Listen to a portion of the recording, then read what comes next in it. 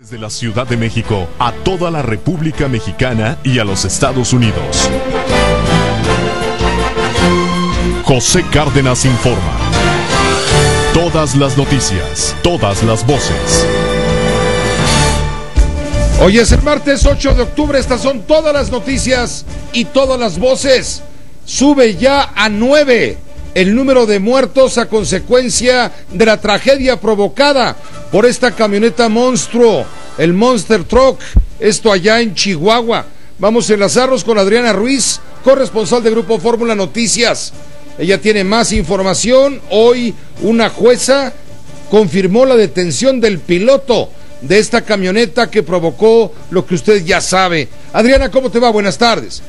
Muy buenas tardes, Pepe. Pues con la lamentable noticia que ya comentas, desafortunadamente la cifra se elevó a 9 personas fallecidas. La señora Bernardina Chávez Marioni, de 53 años, perdió la vida en este día a consecuencia de las heridas que recibió el día del accidente. Y como bien señalas también, pues fue presentado ante el juez el piloto del vehículo con el que ocurrió el accidente del sábado. A él se le está acusando de homicidio imprudencial en contra de estas 8 personas, se dijo todavía en la audiencia, además de las lesiones a casi un centenar de personas y daños a algunos vehículos.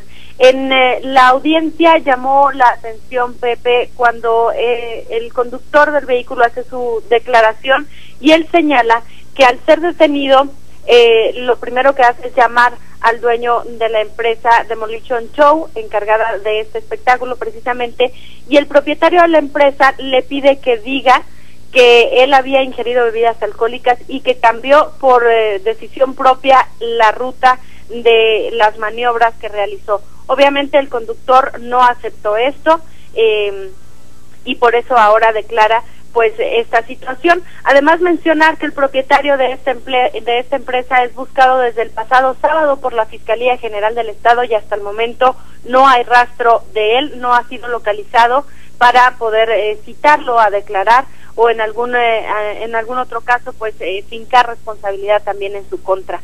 Se ha citado a declarar a personas de la empresa, también de los organizadores. No han citado a declarar todavía a funcionarios públicos municipales, es lo que confirma la Fiscalía, y bueno, pues es el avance en esta lamentable información, Pepe.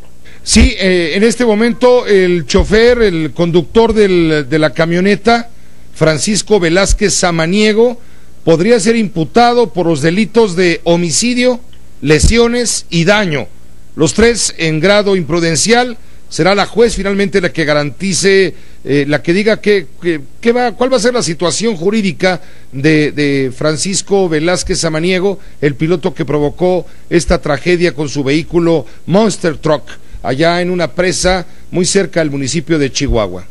Así es, Pepe, y bueno, también comentar que cuando se estaba realizando la audiencia, el Ministerio Público leía las acusaciones al conductor del vehículo, y bueno, pues dentro de esta lectura de acusaciones también se reconoce que no había pues las condiciones de seguridad para realizar el evento, pues le señalan que a él se le acusa de haber actuado con demasiada confianza cuando no existían estas condiciones de seguridad que tendrían que haber brindado tanto los organizadores como la empresa.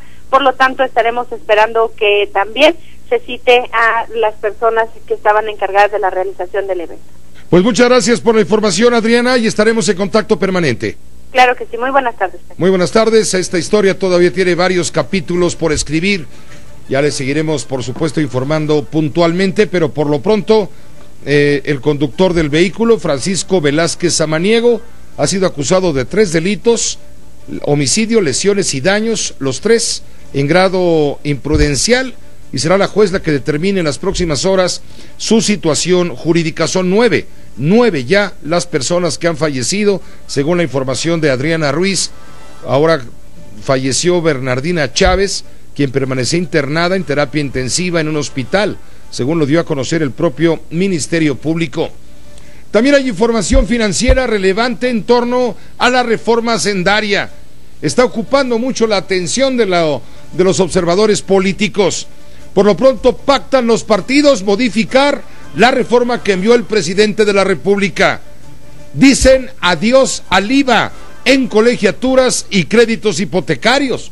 Vamos contigo, Sara Pablo, adelante, muy buenas tardes. Sí, Pepe, buenas tardes. El coordinador del PRI en la Cámara de Diputados, Mario Fabio Beltrones, aseguró que hay grandes avances en el proyecto de reforma hacendaria que envió el presidente Enrique Peña Nieto. Por lo pronto informó que hay un acuerdo ya entre los partidos para realizar lo que él llama algunas correcciones a la propuesta. Por ejemplo, ya lo decías, que no se aplique IVA a colegiaturas, rentas e hipotecas. Además, se analiza que la homologación del IVA en las fronteras pudiera ser en un plazo de 2 años, de manera gradual, y establecer un impuesto sobre la renta progresivo. Beltrones aseguró que hay progresos en el Código Fiscal, Ley Aduanera y la Ley de Coordinación Fiscal. Explicó que es un acuerdo que se tomó desde hace varios días entre los partidos y nadie puede apropiarse de estos cambios para tratar de sacar beneficios políticos. Es lamentable el escuchar en ocasiones a algunos dirigentes de partidos políticos o mismos interesados en el tema decir que se siguen oponiendo a lo que ya hemos acordado, que está resuelto, no va a suceder. Bueno, pero se acepta además esto como cualquier estrategia político-electoral de los mismos, pero saben que se están mintiendo a ellos mismos. Y después de que el Consejo Coordinador Empresarial revelara que el gobierno accedió a suavizar la iniciativa, Beltrones dejó en claro que los únicos legitimados para corregir estas propuestas son los legisladores. Aseguró que va a permanecer la consolidación fiscal, el fin de la consolidación fiscal, y en esto también coincidió Silvano Aureoles. Mañana se va a instalar la Comisión de Hacienda en sesión permanente para votar la reforma hacendaria y la ley de ingresos la próxima semana, Pepe. Pues agradezco, Sara, este avance y estaremos en contacto. Buenas tardes. Muy buenas tardes. Entre tanto, Ernesto Cordero Arroyo, quien fuera secretario de Hacienda, también secretario de Desarrollo Social, precandidato del PAN a la presidencia y líder de la bancada del PAN en el Senado, hoy ha hecho comentarios sobre este tema de la reforma hacendaria y dice que de aprobarse México se colocará a las puertas de la recesión.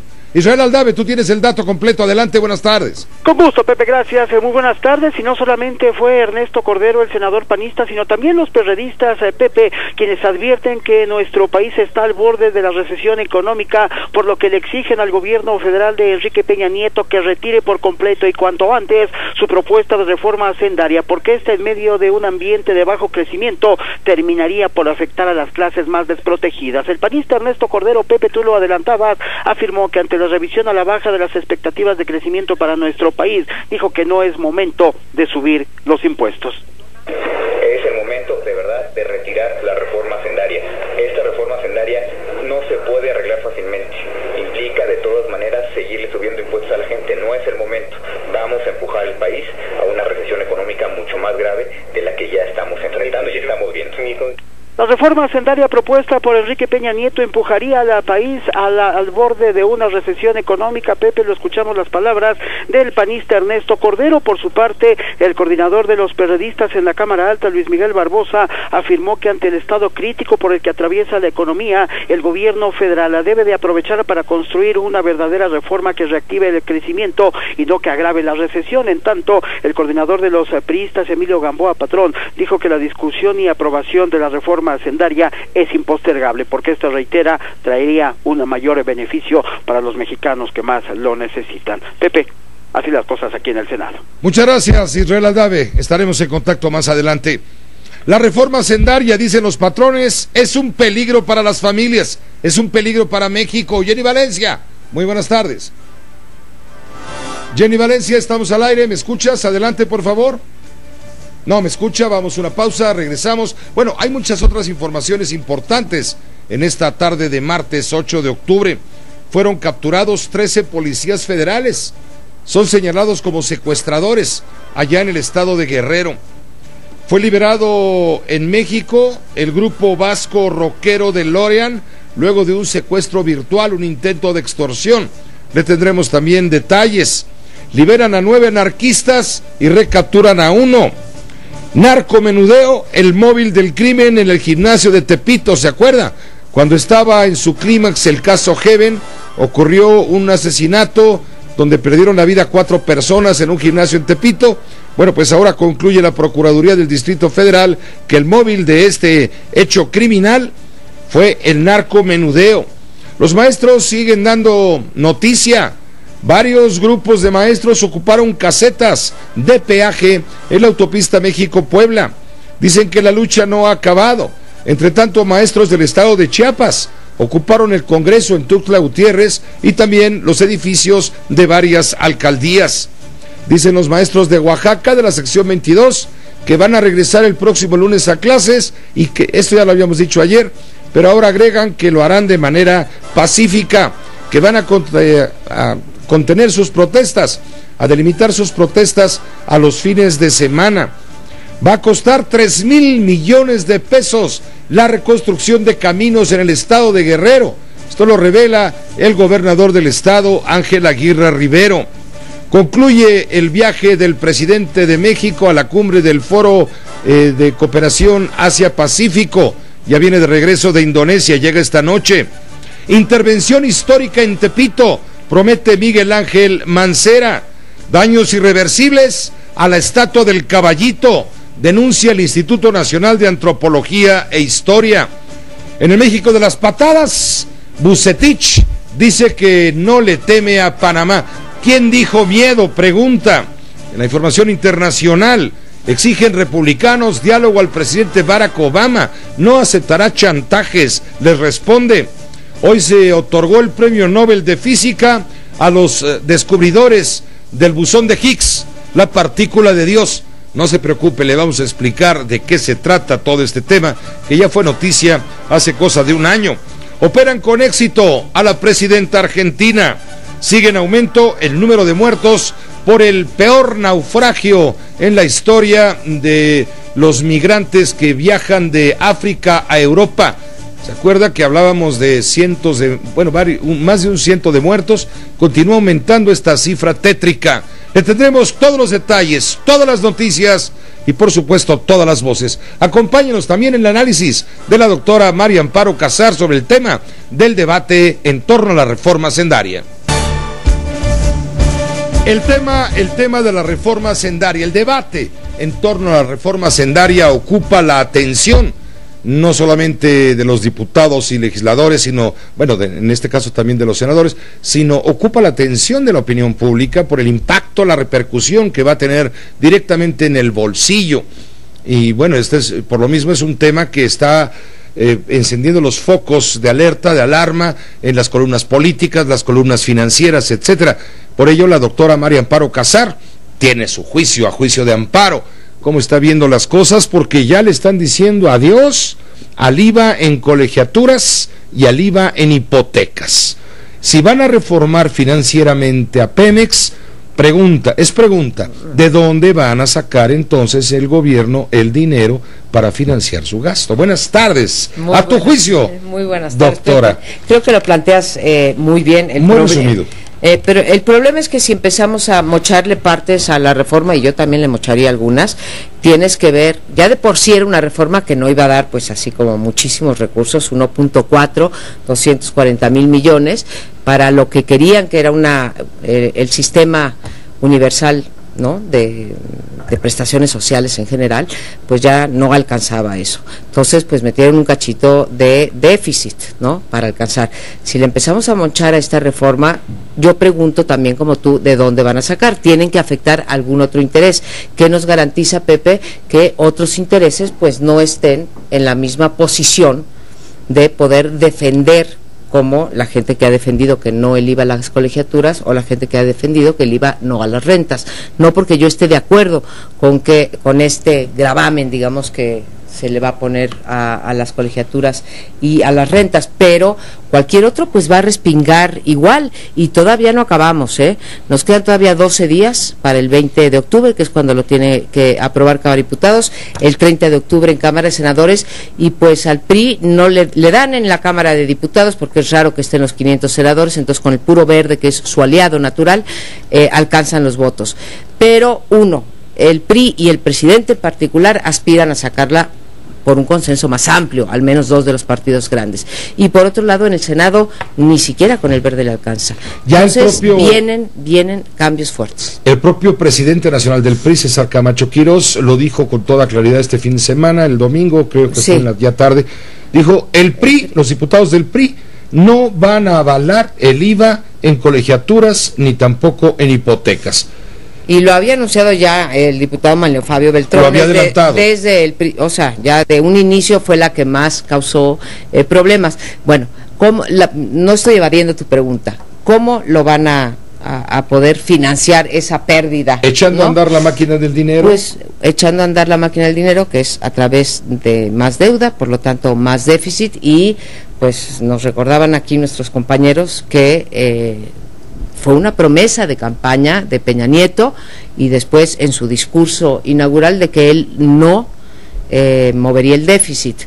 Tampoco tenemos que casarnos con el dogma del déficit, pero yo nada más recuerdo al auditorio las promesas de los candidatos y después del candidato electo. Pues no hay más que endeudándose o buscando compensar esos recursos que se van con otros, y cualquier impuesto que pongas, Pepe, va a afectar a unos u otros. Todos tenemos los mejores argumentos para decir, oye, eso no, porque va a afectar pues al sector que yo represento, ¿no?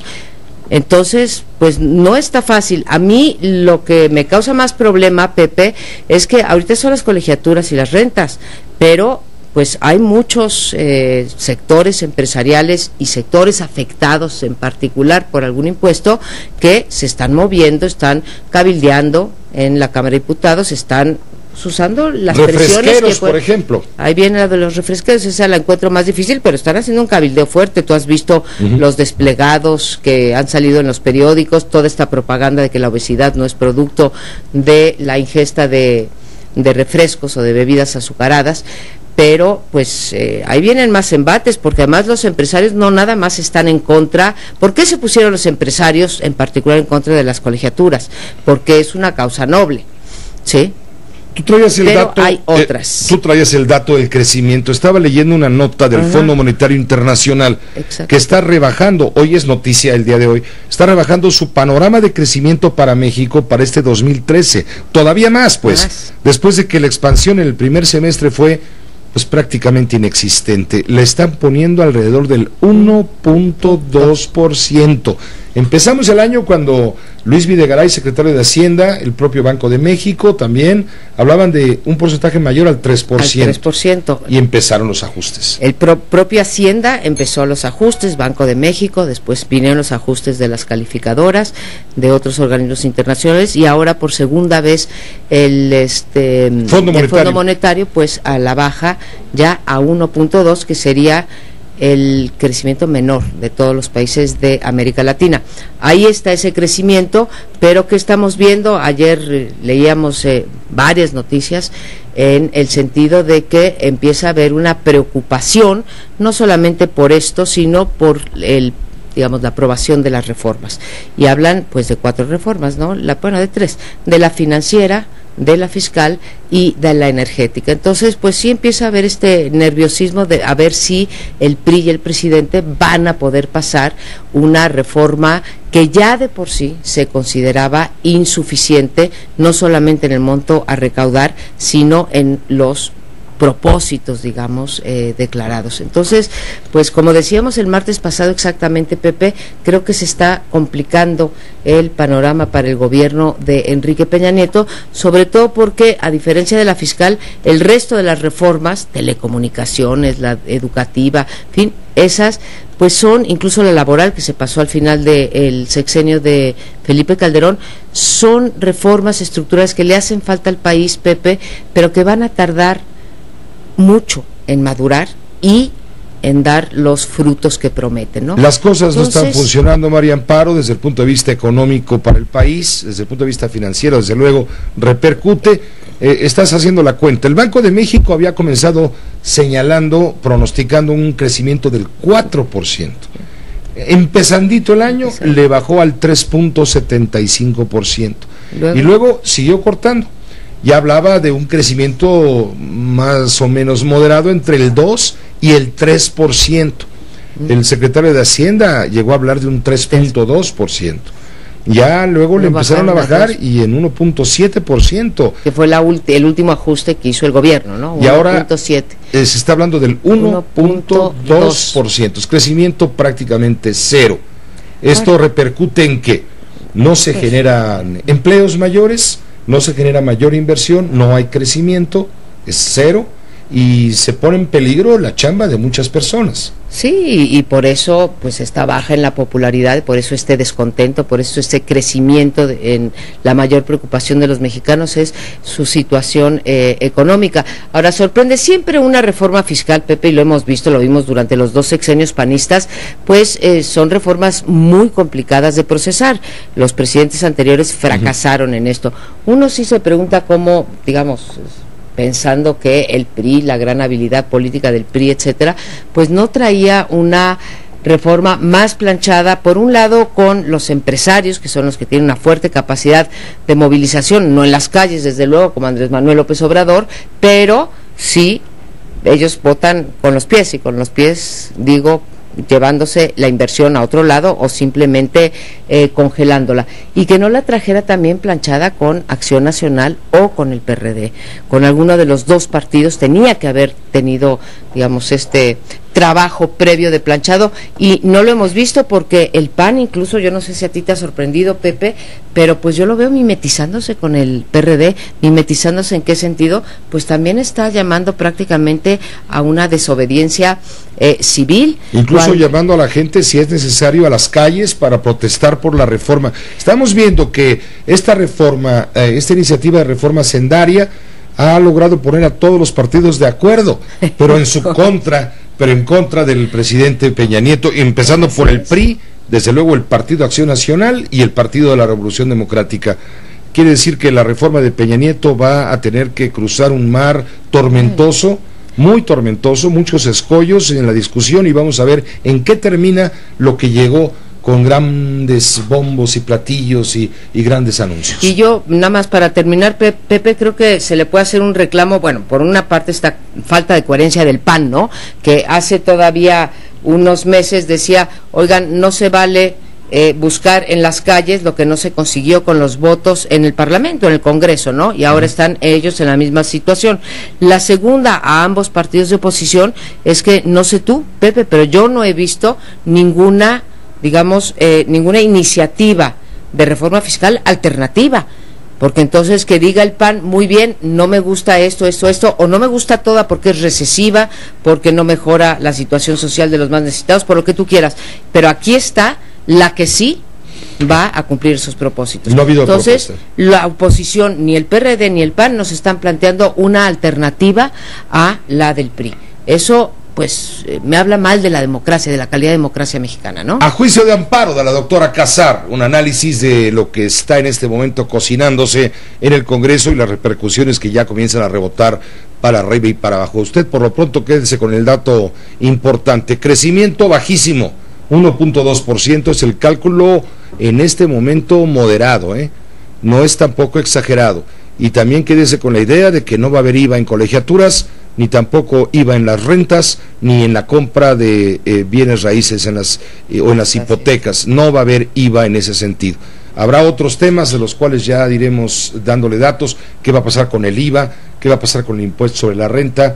Ya sabemos que el YETU se va y el IVA va, pero el IVA va limitado y cercado, difícilmente van a aceptar los partidos un IVA mayor al que existe actualmente del 16%. Entonces la pregunta que queda en todo es la que se hace la doctora Casar: ¿de dónde diablos va a sacar Peña Nieto, el presidente, dinero para el gasto? ¿Incurriremos entonces en un mayor déficit? Él había prometido que no lo habría. Esto quiere decir que no hay buenas noticias económicas para el país. Doctora, muchas gracias. Muchas gracias a ti, Pepe. Nos vemos el próximo martes. Sin duda, aquí estaremos con la doctora María Amparo Casar y el juicio de amparo. Hagamos una pausa, regresamos con más información. Radio Fórmula. Bueno, esta música es producida por el grupo vasco de rock de Lorient. Hoy es noticia en España y en México el hecho de que este grupo sufrió un secuestro virtual, un intento de extorsión aquí en México. La nota la tiene TV Español, escuche usted. Hoy el grupo DeLorean ha sufrido en la capital de México lo que allí se conoce como un secuestro virtual. Retenidos durante 48 horas mediante amenazas, a esta hora ya están libres, sanos y salvos. Nos vamos en directo a México. Javi Gutiérrez, ¿qué más detalles hay? Bueno, sabemos que los 4 componentes del grupo musical vasco recibieron una llamada en su hotel de aquí del Distrito Federal hace 2 días de una serie de delincuentes que se hacían pasar por agentes policiales y que les advertían que iban a ser tiroteados y que por tanto tenían que cambiar de hotel. Así lo hicieron ellos y ahí empezó una pesadilla de 48 horas en las que fueron coaccionados y aislados. Sus familiares en Euskadi recibieron llamadas pidiendo un rescate que empezó siendo de 300.000 euros y después bajó a los 100.000. Como decís, están sanos y salvos gracias a una operación conjunta de la Policía Española, la Policía Mexicana e Interpol. Su secuestro virtual llega después de que un empresario vasco fuera también secuestrado por esta modalidad en los últimos días. Por último, decir que aquí en México solo el año pasado fueron secuestradas más de 100.000 personas físicamente, no virtualmente, y que hoy mismo el gobierno mexicano ha anunciado la detención de 13 agentes policiales federales que formaban parte de una banda de secuestradores. Esto está siendo investigado ya por las autoridades de la Procuraduría General de Justicia del Distrito Federal. Esta noticia que tuvo que rebotar primero en España para que usted y yo y todos nos podamos enterar de lo que sucedió con este grupo conocido como DeLorean, este grupo rockero integrado por ciudadanos españoles originarios del País Vasco.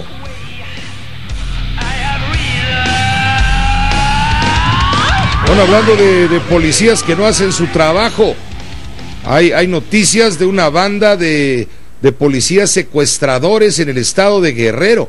Esta banda cayó finalmente, fueron capturados los integrantes. Dijo el subsecretario de Normatividad de Medios de Comunicación de la Secretaría de Gobernación, vocero del Consejo Nacional de Seguridad Pública, que esta acción demuestra que no se van a tolerar bajo ninguna circunstancia actos de corrupción de los elementos designados a la población, es lo que dijo el subsecretario Eduardo Sánchez. En coordinación con la CEIDO capturó a 18 presuntos integrantes de una banda de secuestradores que operaba en Acapulco, Guerrero, y entre quienes se encuentran 13 agentes en activo de la Policía Federal. El vocero de seguridad, Eduardo Sánchez, dijo que un civil lideraba la organización vinculada a 7 homicidios y 4 secuestros, de los cuales 2 finalizaron con la muerte de las víctimas. Los supuestos plagiarios, contra quienes el peso de la ley caerá con todo su rigor, fueron detenidos por integrantes de la Policía Federal en coordinación con la Subprocuraduría Especializada en Investigación de Delincuencia Organizada, la CEIDO, en acciones simultáneas durante las cuales no se efectuó un solo disparo. También informó Eduardo Sánchez que estas aprehensiones se lograron gracias a una valiente denuncia ciudadana, también a labores de inteligencia a través de las cuales se localizaron 3 fosas clandestinas en el Cerro del Veladero, en el municipio de Acapulco. Manuel Mondragón refrendó así su compromiso de actuar con mano firme y hasta las últimas consecuencias, pues dijo: el gobierno de la República no tolera bajo ninguna circunstancia actos de corrupción cometidos por servidores públicos. El subsecretario de Normatividad y Medios, Eduardo Sánchez, consideró que sea lamentable que entre quienes tienen el alto honor de servir a la ciudadanía, algunos cometan actos de traición en agravio justamente de la sociedad a la que juraron proteger. Vamos con Javier Giles, él estuvo pendiente de esta conferencia de prensa que tuvo lugar allí en Gobernación. Te estamos escuchando con mucho interés. Adelante, Javier. ¿Qué tal, Pepe? Un saludo para todos. El vocero del Gabinete de Seguridad del Gobierno Federal, Eduardo Sánchez, dio a conocer esta tarde la detención de una peligrosa banda de secuestradores en Acapulco, Guerrero, de la que 3 elementos de la Policía Federal formaban parte. Son 18 los detenidos, 5 civiles y 3 elementos de la Policía Federal, los que, según las investigaciones de la Subprocuraduría de Investigación Especializada en Delincuencia Organizada de la PGR, están directamente relacionados con 7 homicidios y 4 secuestros. 2 de estos secuestros, dice el funcionario, fueron asesinados cruelmente sus víctimas, además de delitos contra la salud. Capturaron a 18 integrantes de una banda de secuestradores, presuntos secuestradores, que operaba en el estado de Guerrero, entre los que se encontraban 13 policías federales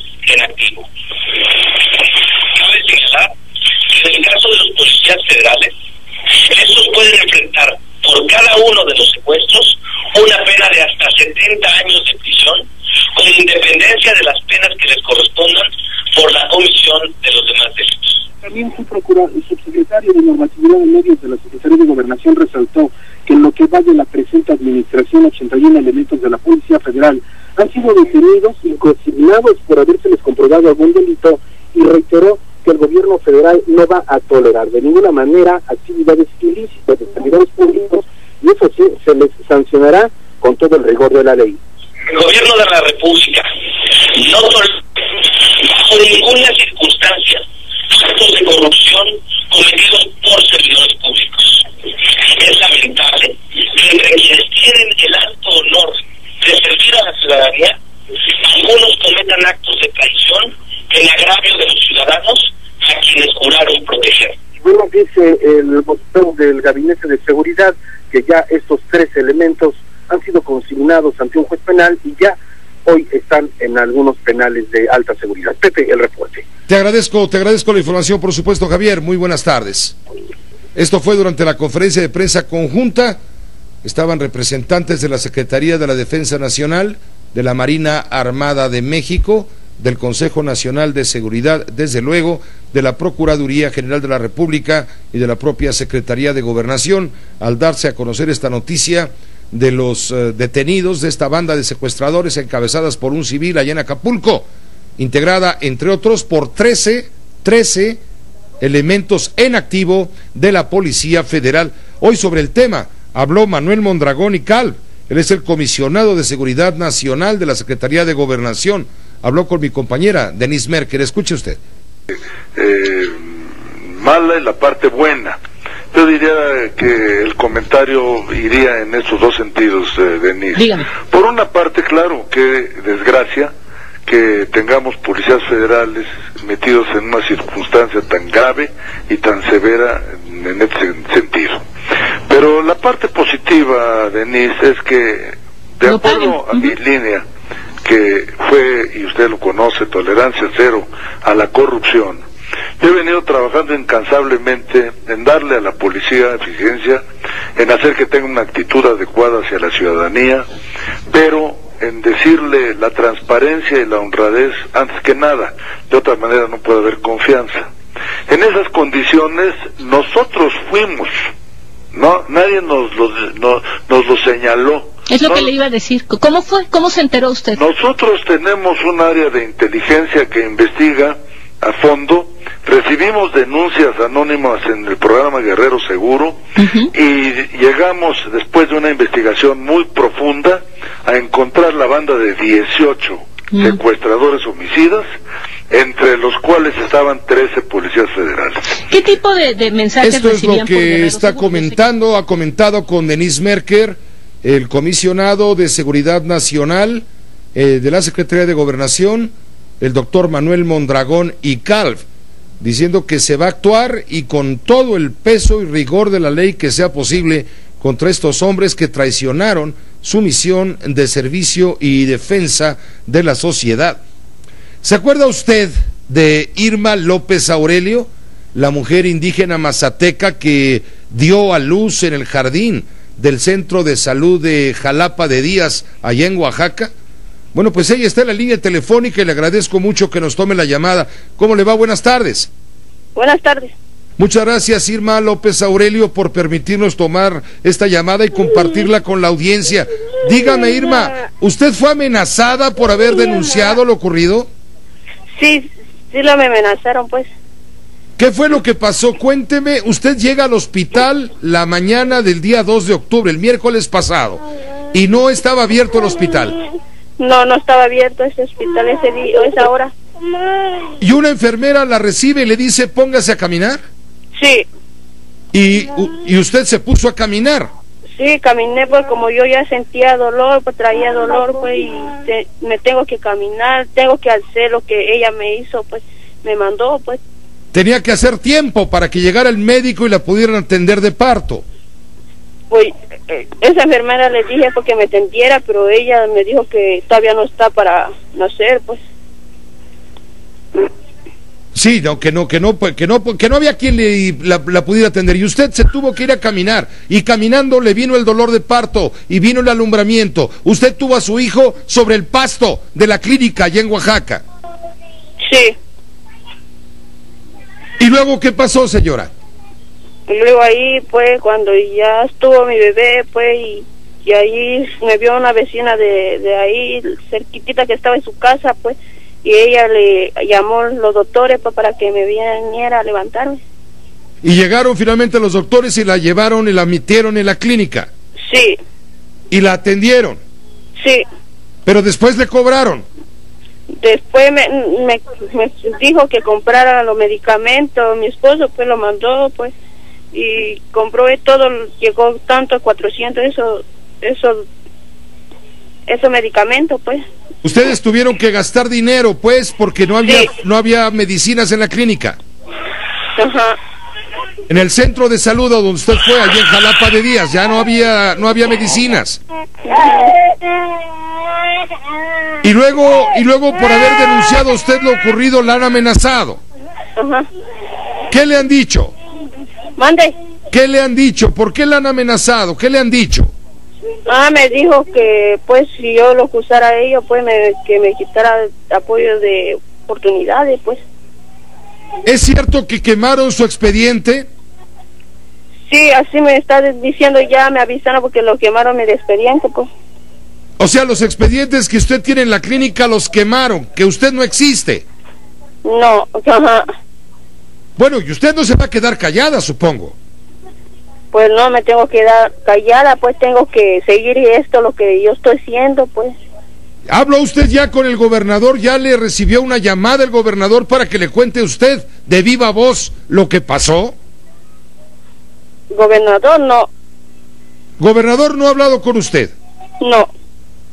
¿No ha hablado tampoco el secretario de salud? Tampoco. Le cobraron 400 por el medicamento, ¿verdad? Sí. Y también le cobraron la cama. Ajá. Todo esto en una clínica de salud del gobierno, ¿sí? Sí. Su esposo tuvo que comprar todo. Sí, tienen que comprar todo, pues.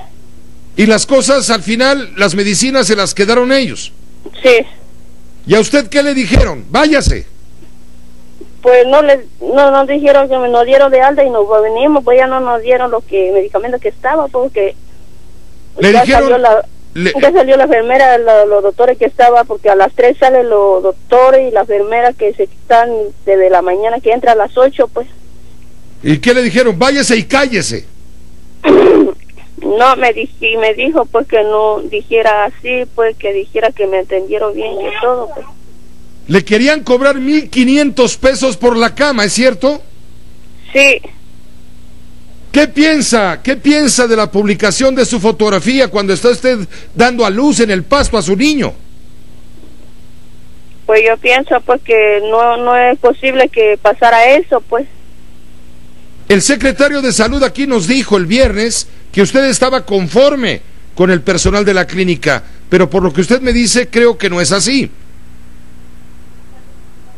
Lo que yo le estoy diciendo. Exactamente, el secretario de salud dice que usted está conforme, pero por lo que veo y lo escucho, pues usted no está conforme. No, yo no estoy conforme. ¿Qué es lo que usted quiere, señora? Pues lo que yo quiero que ser, pues, que investigación, ya estoy viendo, pues, ya lo estoy consiguiendo, pues, para investigar esto. ¿Es cierto que la amenazaron con quitarle su credencial de oportunidades? Sí. ¿Quién la amenazó, señora? Me está amenazando la enfermera Taide. La enfermera Taide, ¿se acuerda de su primer nombre? Pues yo me acuerdo nomás Taide, pero no sé qué apellido lleva ella. Es la que amenaza con quemarle los expedientes. ¿Qué le ha dicho esa señora enfermera? Esa enfermera está platicando con una que no se lleva bien con nosotros aquí, pues, y lo que se lleva bien conmigo, y ella me avisó, pues, que todo está hablando así, ella, pues, me va a dar de baja porque yo no cumplo todo, y está diciendo, pues. Está diciendo que usted es un peligro. En pocas palabras, ¿no, señora? Este niño que nació en El Pasto, ¿es su cuarto hijo, señora? ¿Usted, cómo se va a llamar, Sabino? Salvador. Salvador le van a poner. Pues es un milagro, ¿no, señora? Sí. ¿Quién la está ayudando, Irma? ¿Quién la está ayudando? Ya me está ayudando. La gente ha venido por mi necesidades, pues, lo que me ha venido a ver, pues, todo. Pero ¿quién ha ido a buscarla, a decirle, la queremos ayudar? Pues hay mucha gente, porque me ha venido a ayudar, pues apenas se acababa de ir 4 gente, no sé quién es eso, pero me dice que se va a arreglar este asunto pronto, pues. Pero que se calle, ¿no? Que ya no esté usted denunciando. Ajá. ¿Y usted qué va a hacer? ¿Se va a callar? No, pues voy a seguir siendo, pues. Usted tiene que decir todo lo que está viviendo allá, señora. Sí, lo que está pasando aquí en nuestra comunidad, pues, porque si varias gente va a pasar así, pues, ¿a poco es feliz eso? ¿A poco pasa bien así, pues, que nosotros vamos a sufrir entre los pastos, pues, teniendo parto, nomás, pues? Esta lucha es por usted, señora, pero es también por otros, para que no les pase lo mismo. Sí. Señora, pues le agradezco que nos haya permitido hablar con usted aquí en Radio Fórmula para informar de viva voz lo que está sucediendo con usted, señora. Estamos en apoyo en lo que podamos ser útiles para usted, por supuesto, y comenzamos por denunciar estos atropellos que quieren cometer contra usted al amenazarla, señora. Sí, pues es que quiero que me apoye, pues, que me eche un apoyo, una despensa, pues, lo que usted le alcanza, pues. Señora, haremos todo lo posible por apoyarla y por ayudarla. Díganos en dónde pues la pueden localizar para llevarle la ayuda, allá en donde usted vive, en la zona mazateca. Aquí vivimos casi arrobenado, aquí en Jalapa. Jalapa de Díaz viven ustedes. Jalapa de Díaz, sí. Ahí puede llegar la gente a buscar a usted, doña Irma López Aurelio. Sí, bueno. ¿Usted todo el mundo la conoce ya? Sí, ya todo. Pues que no se metan con usted, señora, porque aquí la vamos a defender. Sí. Pues muchas gracias. Pues muchas gracias a usted también por su apoyo. Al contrario, muchas gracias a usted por su confianza. Buenas tardes. Buenas tardes, que le vaya bien. Gracias, es la señora Irma López Aurelio, la madre de Salvador, se va a llamar el niño que nació en El Pasto. Ella parió en el jardín de una clínica, de la clínica del Centro de Salud de Jalapa de Díaz. Hablamos sobre este tema el viernes con el secretario de Salud del gobierno del estado de Oaxaca, el doctor Tenorio. Con él hablábamos de lo que había sucedido con esta mujer. Reconoció ciertamente que había ocurrido negligencia, pero justificó los sucesos con base en la falta de recursos económicos y financieros para poder garantizar la mínima, la elemental atención sanitaria a la población a la cual ellos están obligados a servir. Denunció que no hay recursos, no hay dinero para medicinas, no hay dinero para contratar personal suficiente, personal médico suficiente para atender debidamente a la población. Estamos hablando de una población en la zona de la zona mazateca, en la montaña oaxaqueña. Estamos hablando del municipio de Jalapa de Díaz y de cómo no funciona el centro de salud. Y nos decía el secretario de Salud el viernes pasado, no les extrañe que casos como este puedan volver a repetirse por la crítica situación en la que está el estado de Oaxaca, que no tiene recursos, carece de recursos. Sí, pero de ahí a que aparte empleados, en este caso una enfermera de nombre Taide, haya amenazado a Irma López Aurelio con quemarle los expedientes, por anularla, por convertirla en inexistente, si continuaba denunciando los atropellos e irregularidades de las que fue víctima a raíz de este parto que ha dado la vuelta al mundo. Bueno, imagínese usted. Vamos a escuchar lo que decía justamente el secretario de Salud el viernes sobre este escandaloso asunto, conmovedor desde luego. Y específicamente en Oaxaca nos hace falta personal médico, nos hace falta presupuesto para seguir contratando, y tenemos obras inconclusas. Ahí en Jalapa de Díaz hay un hospital de 20 camas que no hemos podido concluir desde hace 2 años y medio por falta de presupuesto, a pesar de los esfuerzos. en todos los sentidos, en la Secretaría de Hacienda, en la Secretaría de Salud, con el Congreso Federal, el gobernador Gavino Cuey y tu servidor. Hemos hecho todos los esfuerzos por buscar que nos faciliten la posibilidad de tener esas clínicas funcionando, que en el estado de Oaxaca el tema es dramático. No es menor en todo el país, pero en Oaxaca es dramático porque hay más de 102 unidades que no hemos podido terminar por falta de presupuesto y por falta de posibilidad de contratar más equipo, más personal. Pero lo que ocurrió en Jalapa de Díaz tiene que ver con la situación de una clínica que no tiene servicio las 24 horas a pesar de atender más de 5,000 habitantes en la región, estar en esta zona mazateca en donde esta mujercita sí cumplió sus citas prenatales, sí acudió, se sabía lo que estaba pasando.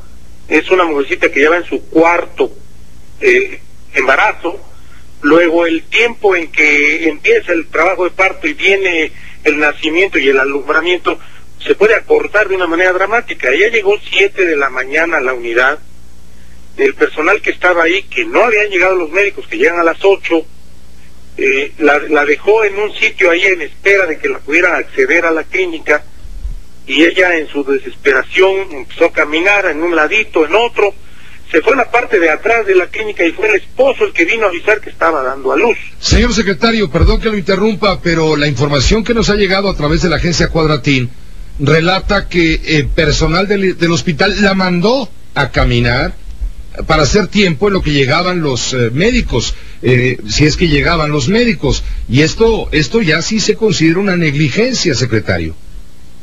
Déjeme comentarle que la información que tiene Cuadratín no es la información que tengo yo, y yo podría poner en duda, porque yo ya tengo la investigación personal con personal, la hora en que ella llegó, el expediente que ella tiene, información que Cuadratín no tiene. Por eso le estamos preguntando a usted también.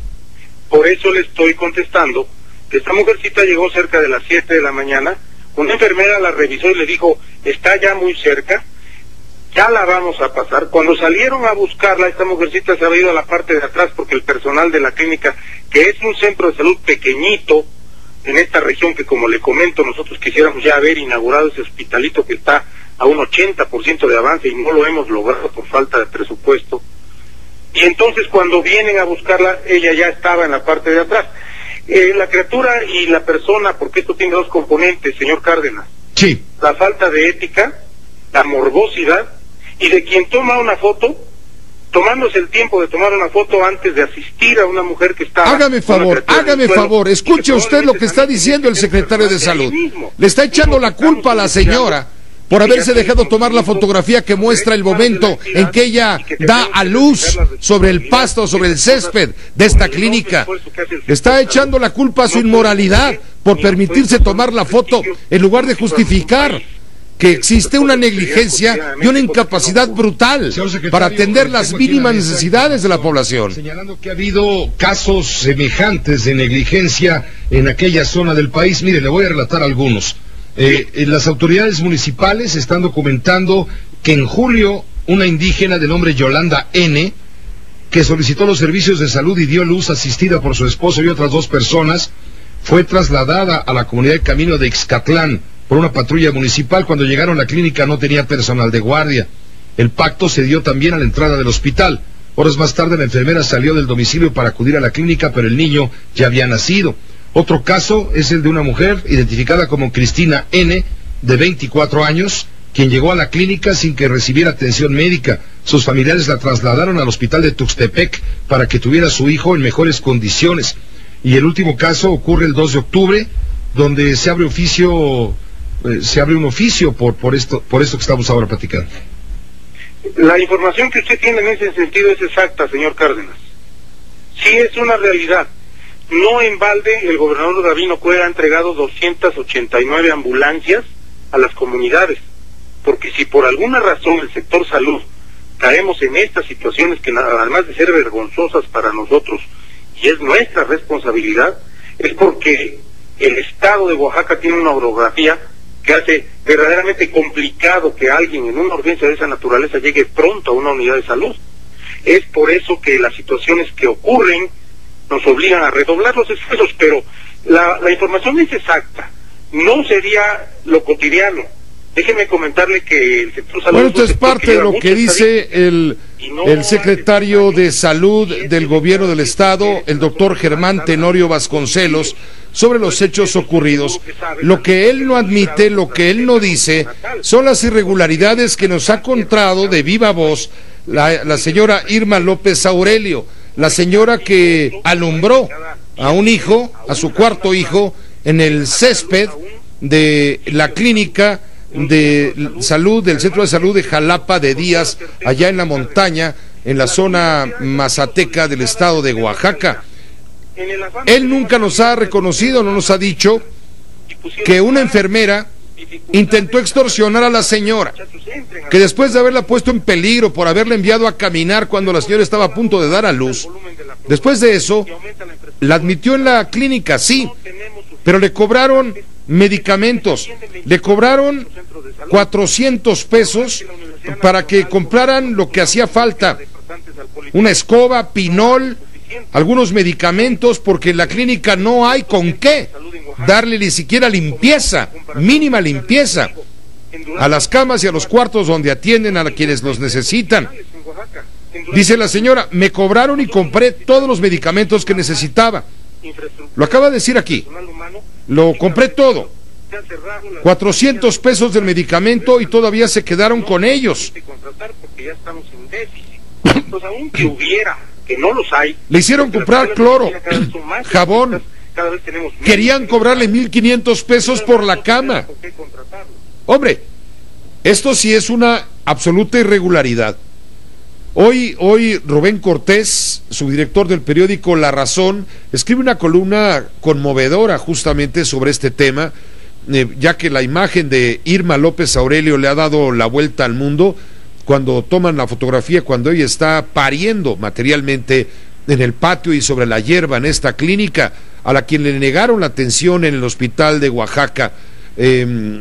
Dice, me da gusto, refiere que la señora cuenta que le da gusto que hayan sacado la foto, porque si no fuera así, la gente que va ahí a esas clínicas va a estar igual. Lo dijo aquí, ojalá esto sirva como un ejemplo, lo dijo en su corto lenguaje sin duda, pero dio a entender con toda claridad que ella es valiente en denunciar porque no quiere que a otros les pase lo mismo.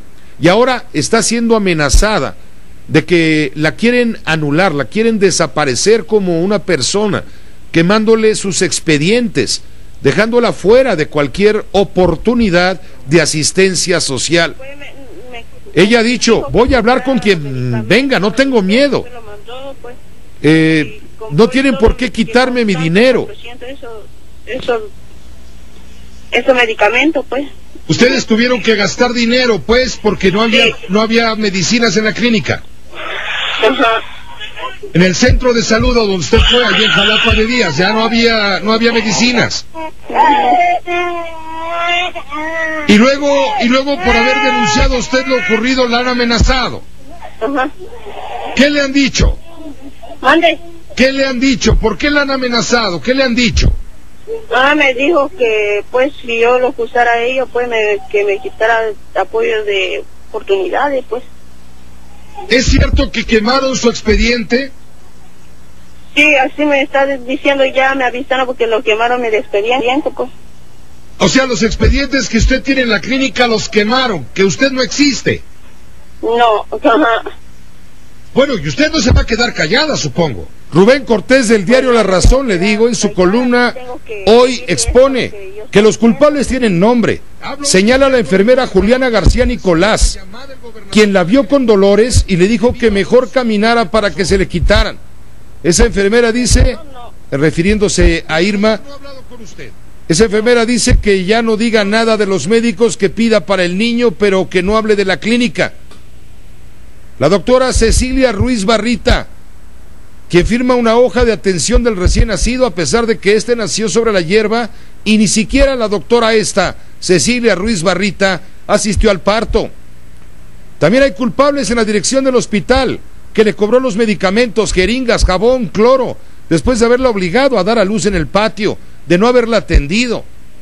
Pero el gran responsable, dice Rubén Cortés, es el gobierno del estado de Oaxaca encabezado por Gabino Cue, cuya Secretaría de Salud paréntesis, a cargo de Germán Tenorio Vasconcelos, por lo único que se ha preocupado es por reclamar que fueron violados los derechos humanos de Irma López Aurelio al ser divulgada su imagen pariendo sobre la hierba, que cómo se prestó a semejante escándalo.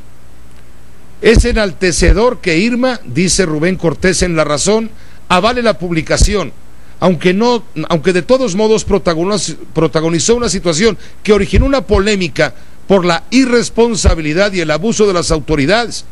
Aun cuando le disguste la foto, es un asunto que la trasciende como individuo. De no ser por la foto que le tomó el reportero Loy Pacheco, no sabríamos que en Oaxaca obligaron a una mujer a dar a luz como un animal.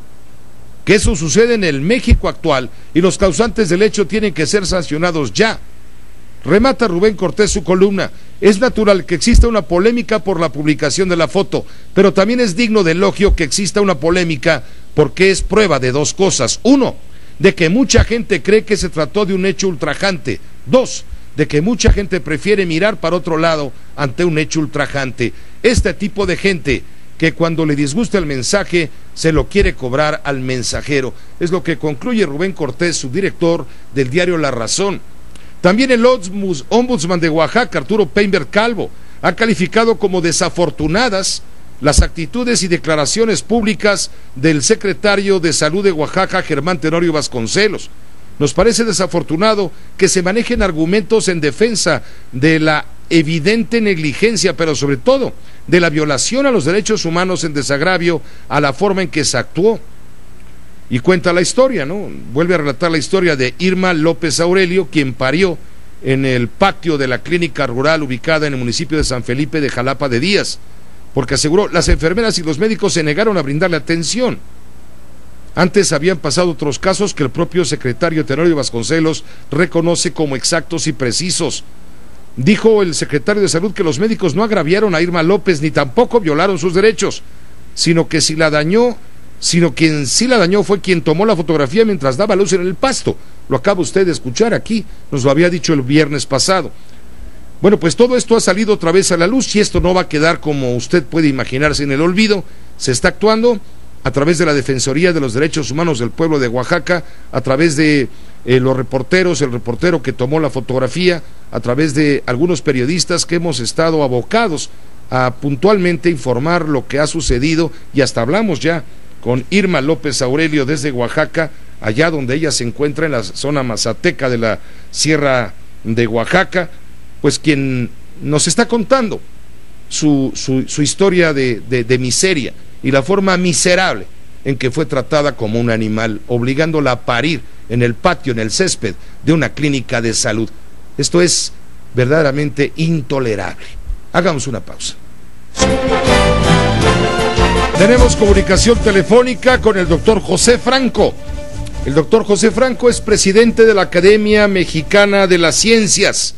Estamos molestando al doctor Franco y saludándolo desde luego, porque hoy trascendió la noticia del Premio Nobel de Física que fue para François Engelbert y Peter Higgs por su trabajo que llevó al descubrimiento de una partícula elemental que es el llamado bosón de Higgs, que es la responsable de dar la masa a la materia, que ha sido llamada en el mundo como la partícula de Dios. Doctor, le saludo, muy buenas tardes. Muy buenas tardes, José, es un placer estar contigo. Al contrario, doctor, déjame poner primero la nota de Euronews, donde anuncia el Comité de Premios Nobel la entrega de importantísima distinción a los físicos François Engelbert y Peter Higgs por este trabajo del bosón de Higgs. Vamos a ponerlo primero y luego explicamos qué es esto del bosón de Higgs. Los padres de la partícula de Dios, el científico británico Peter Higgs y el belga François Engelbert, han sido galardonados con el Premio Nobel de Física 2013. En su anuncio, la Real Academia de Ciencias de Estocolmo ha destacado que ambos físicos postularon por separado la existencia de la partícula subatómica que está en el origen de la masa, partícula que fue bautizada posteriormente como el bosón de Higgs. Nada más conocer la noticia, Engelbert ha querido recordar a una tercera persona. Por supuesto que estoy muy contento de haber recibido este premio, pero siento cierta amargura por el hecho de que mi colaborador y amigo de toda la vida, Robert Brou, no esté aquí para compartir este premio con nosotros por un trabajo que realizamos juntos. El bosón de Higgs es el responsable de dar masa a todas las demás partículas del universo. Aunque su descubrimiento teórico fue enunciado en los años 60, la existencia del bosón ha sido uno de los mayores misterios de la ciencia en las últimas décadas y no pudo ser confirmada hasta el año pasado, gracias a los experimentos realizados por el CERN, el Centro Europeo de Física de Partículas. Esta es la nota que envió Euronews. Igual usted se queda como nosotros, se queda un poco en el espacio, como diciendo, bueno, yo qué no le entiendo. Entonces por eso molestamos al doctor Franco. José, doctor, explícanos por favor, ¿qué es esto? ¿Cómo podemos entender la trascendencia de esta distinción que hoy reciben los físicos que descubren el bosón de Higgs? Sí, bueno, mira, José, yo creo que aquí podemos plantear dos partes. La primera es que esta partícula, la partícula que fue anunciada recientemente en el 2012, es una partícula que fue predicha desde pues hace 50 años. Entonces hay una teoría atrás de todo esto, es una teoría muy elegante que nos permite entender algunas de las fuerzas que hay en la naturaleza. Entonces, esta teoría, pues, se ha construido a lo largo de varias décadas, y en los 60s se predijo una partícula que todo mundo deseaba que existiera porque resolvía un problema importante en la física de las partículas elementales, o podría ser una magnífica explicación para un problema importante de la física de partículas elementales, pero que pues no había podido ser detectada a lo largo de 5 décadas. A ver, doctor, te voy a leer esto que tengo aquí en la mesa y a ver si podemos sacar alguna conexión para que quede todavía más claro. Claro que sí. El doctor Gerardo Herrera Corral del CIMBESTAF explica el fenómeno de esta manera. Imagínense que van a un concierto de la música favorita que sea. La gente llega, toma su asiento y espera que comience el concierto. En tanto, tras bambalinas, el artista se encuentra hasta el fondo del edificio y para llegar al escenario debe atravesar un salón donde lo esperan pues sus admiradores para pedirle autógrafos. Mientras el público espera, los fanáticos están distribuidos en todo el salón, pero cuando el artista aparece, en vez de caminar libre hacia el escenario, es detenido constantemente, es decir, los fans le impiden avanzar rápido, haciendo más y más pesado su avance. Antes de llegar al escenario, el artista tiene tantas personas a su alrededor que no resiste más y se divide en dos grandes pianistas que logran salir al escenario con sus pesados instrumentos y comienzan a tocar exactamente la música que el público esperaba. Ahora sustituye el escenario por una máquina gigantesca diseñada para ver las partículas más pequeñas conocidas. Tú que eres el espectador eres un físico que busca escuchar el concierto. El artista es un quark. En física de partículas, los quarks son los constituyentes fundamentales de la materia, que debe atravesar un campo o bosón de energía representado por los fanáticos. Cada uno de ellos se suma o adhiere al quark, el cual adquiere poco a poco una gran masa que ha convertido en una partícula, el cual no resiste la presión y decae o se transforma en dos partículas elementales que pueden ser, por ejemplo, 2 taus, o son primos del electrón, 900 veces más pesados. En fin, sigue siendo complicada la explicación, pero más o menos lo vamos entendiendo, doctor Franco. Claro, bueno, mira, no digo, lo que Gerardo ahí plantea no es una explicación, sino una metáfora para dar una visualización. En esencia, yo creo que lo que uno puede decir es lo siguiente: hay un número definido de partículas elementales y tienen masas diferentes, y una de las preguntas que la gente se ha hecho es por qué tienen estas masas tan diferentes las diferentes partículas elementales. Y una forma de explicar todo esto es pensando que existe una interacción de estas partículas con un campo, y ahorita te explico lo que esto significa, que es la que les permite tener la masa que tienen. Entonces, esto es, digamos, una creación teórica que permitiría, dentro de la teoría, explicar el por qué las partículas tienen la masa que tienen. Y esto que logran los científicos galardonados es probarlo.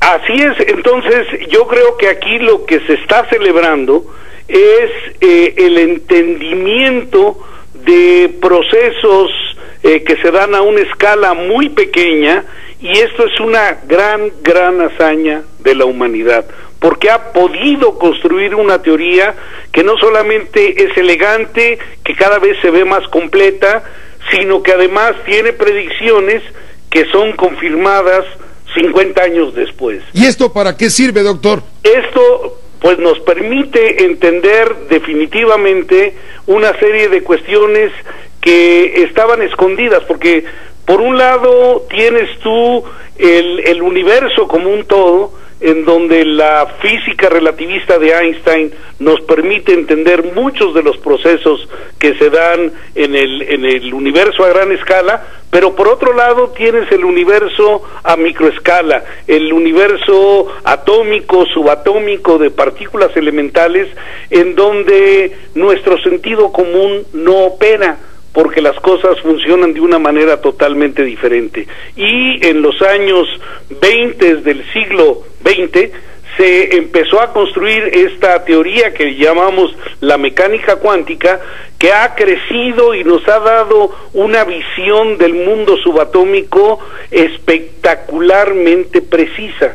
Entonces aquí hay una hazaña del ser humano, del entendimiento del ser humano, que yo creo que no tiene muchos elementos comparativos en el pasado. Yo creo que lo que hizo Newton en su tiempo fue espectacular y permitió abrir el conocimiento pues para generar toda la física que conocemos y generar todas las ingenierías que el día de hoy conocemos. Lo que este descubrimiento de alguna manera viene a demostrar, a ver si estoy entendiendo más o menos bien, es que el universo es infinito, pero hasta en su más mínima partícula.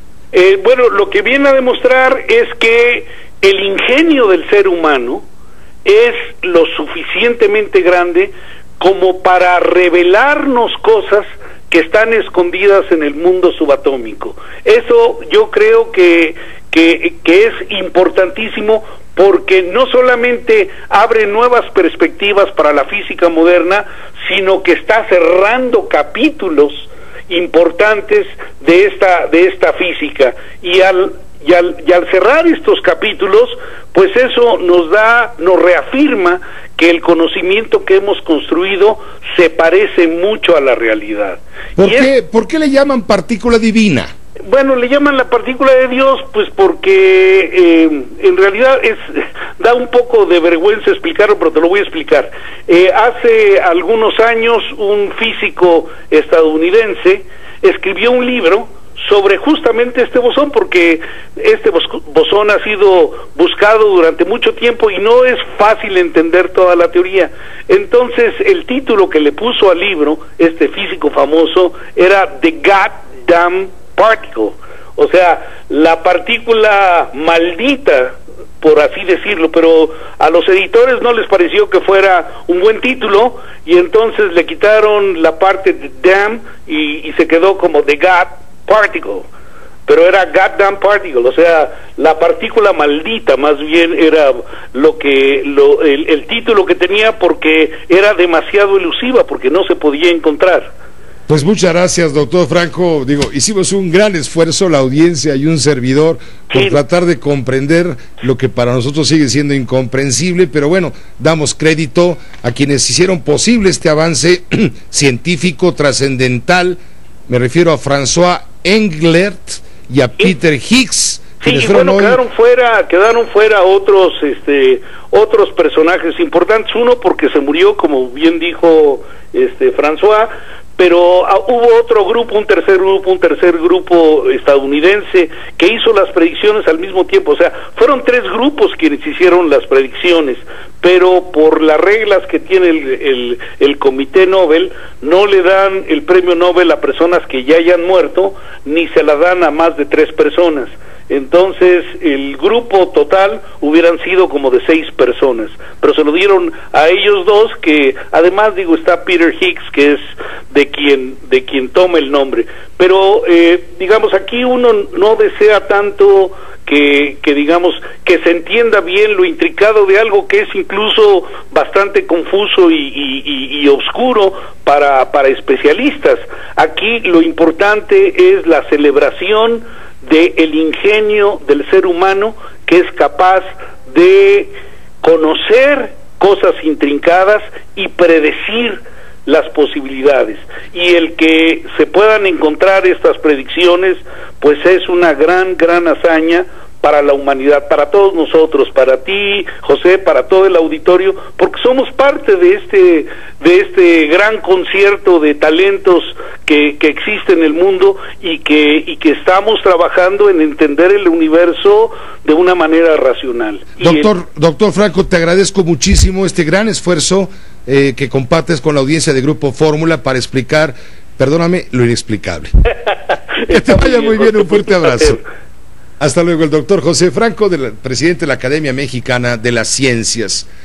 Nuestra obligación es informar, y ya usted sabrá qué importancia le da a todo esto, pero bueno, una gran hazaña científica hoy fue reconocida por el Premio Nobel, con el Premio Nobel de Física. Una pausa. La producción ya me dijo, oye, ¿qué te pasa? ¿Cómo te pones a ver esas noticias del bosón de Higgs, la partícula divina? Pues, ¿qué fumaste? No, yo contesto, también la ciencia es noticia, y cuando lo es hay que resaltarlo, y hay que tratar de entenderlo, no estamos obligados. Pero a mí me parece que es apasionante el tema científico también, y bueno, gracias al presidente de la Academia Mexicana de las Ciencias, intentamos asomarnos a lo que parece un asunto sumamente complicado, lo es incluso para ellos, los científicos y los expertos, imagínense para nosotros los radioescuchas de a pie, pero en fin, intentamos darle la dimensión que merece un descubrimiento de esta naturaleza que ya había ocurrido, pero que se volvió ya práctico, existente, lo probado, etcétera, y quienes lo hicieron posible, estas mentes extraordinarias, hoy fueron distinguidas con el Premio Nobel de Física. Quédese con eso, y luego, bueno, pues si se puede adentrar un poco más en esto de la partícula divina, o la partícula maldita, como la llamó en su momento quien de esto escribió, bueno, pues métase y escúchele, pero bueno, es noticia y hay que entenderlo. En Estados Unidos, ya más a nivel de tierra, el presidente de los Estados Unidos, Barack Obama, está recibiendo una petición por parte de los republicanos, quienes le exigen un diálogo para tratar de resolver la crisis que tiene paralizado al gobierno de Estados Unidos en sus partes no esenciales. La crónica es de Yoconda Tapia.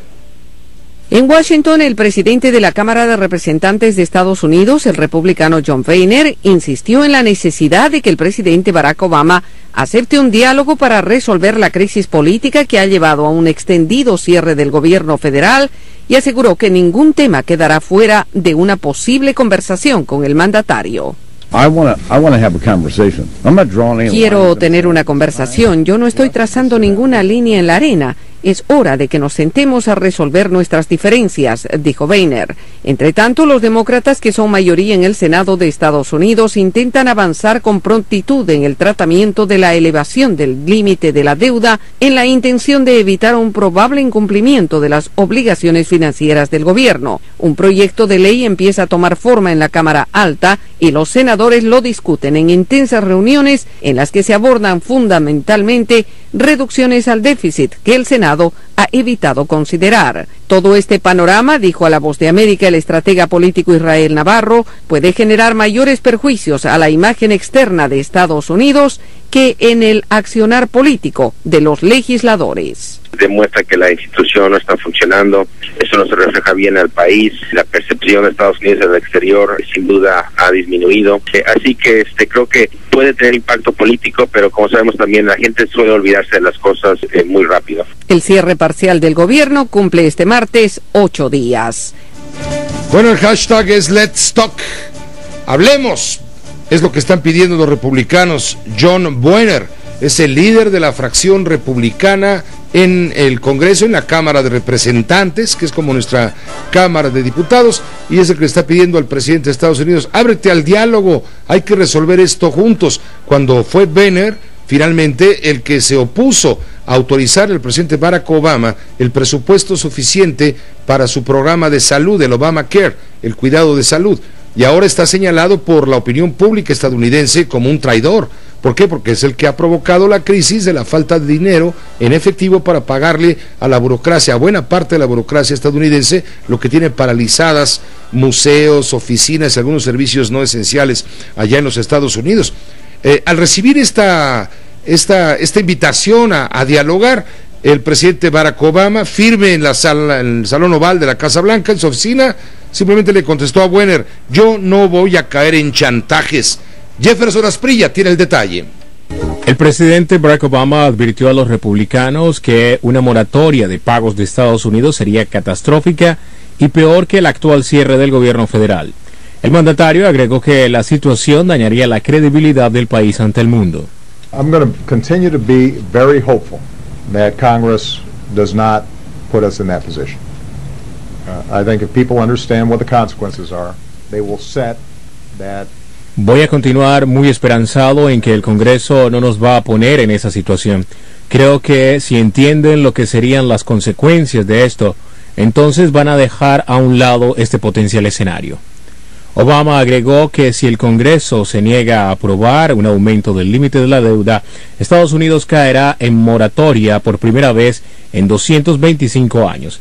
El jefe de Estado recalcó que en caso de incumplimiento de deudas, las finanzas de todos los estadounidenses serán afectadas.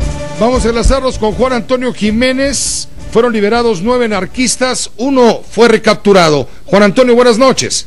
Gracias, Pepe. En la madrugada de este martes fueron liberados 9 de los 19 anarquistas consignados por los desmanes cometidos el pasado 2 de octubre al exhibir las garantías correspondientes para continuar con el juicio de libertad. Sin embargo, uno de ellos fue reaprendido ya que había una orden en su contra. Alrededor de las 2 de la madrugada con 20 minutos, 7 de los implicados abandonaron las instalaciones del Reclusorio Oriente tras haber pagado tan solo el 10% de los 130,000 pesos que se les había fijado de caución. Entre los sujetos que salieron de prisión se encuentran Eric Leonel Aguilar, Carlos Barquín, Cristian Antonio Carmona, Uriel Cruz, Hugo Guillermo Mejía y José Luis Ramírez Alcántara, alias El Chompiras. Este último sujeto ha estado relacionado en los actos vandálicos del 1 de diciembre, 10 de junio, 1 de septiembre, así como en las tomas violentas del CCH en Naucalpan, las instalaciones del Colegio de Ciencias y Humanidades y en la rectoría de la UNAM. Sin embargo, durante su declaración ministerial, El Chompiras, quien fue expulsado de la máxima casa de estudios, declaró que el miércoles no estaba participando en la marcha y que fue detenido cuando iba a comprar un libro en la avenida Juárez. En tanto, del penal de Santa Marta, Catitla, abandonaron el lugar Irene Pérez y Astlali Cabrera, por lo que también se refiere a Jorge Mario González García, aunque también se pagó su fianza. Él fue reingresado al penal debido a que había una orden de reaprensión en su contra por el delito de falsedad de declaración ante una autoridad distinta a la judicial, pues ante el Ministerio Público dijo que se llamaba Mario Alberto Malacara García, debido a que contaba con antecedentes penales por robo. De hecho, le habían dictado una sentencia de 2 años, 8 meses y un día, y en mayo acababa de salir del Reclusorio Norte. De esta manera, tras la marcha del miércoles pasado, solo quedan 3 sujetos en prisión y el próximo jueves, el juez 40 del Reclusorio Norte va a definir la situación jurídica de 8 sujetos más. Estas personas, por cierto, aseguraron que los cargos que se les imputan, así como la averiguación previa, son falsas, por lo que se proclamaron presos políticos. Ellos son acusados por los delitos de ataques a la paz pública en pandilla, ultrajes a la autoridad y daño a la propiedad en pandilla, los cuales son considerados como delitos graves. Pepe, el reporte. Te agradezco, Juan Antonio, muy buenas tardes. Gracias, buenas tardes. Por cierto, hoy coreando la consigna no que no, sí que sí, ya volvimos a salir. Alrededor de 40 manifestantes marcharon sobre insurgentes en apoyo a los detenidos del 2 de octubre. Una pausa, regresamos con usted.